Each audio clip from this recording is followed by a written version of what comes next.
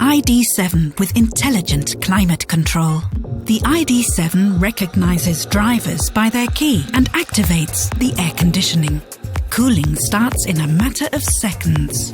The newly designed smart air vents in the cockpit are operated electrically and controlled digitally, creating new possibilities for an exceptional climate experience.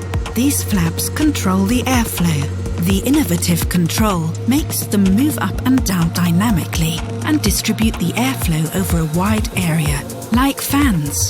The air conditioning can target the body directly or indirectly ventilate the interior. The climate control is always visible on the large new display, where it can be activated with a click. Intensity and direction can be configured intuitively and saved as a personalized setting. If the automatic mode is active, the intelligent system reacts to the climatic surroundings. For example, the position of the sun is detected, and the temperature and the direction of the airflow in the interior are configured accordingly.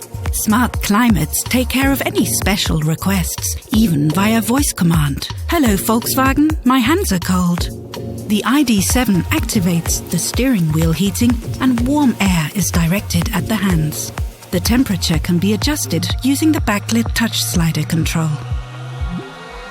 The intelligent climate control system in the ID7 adapts to drivers and situations, achieving a new level of spatial comfort.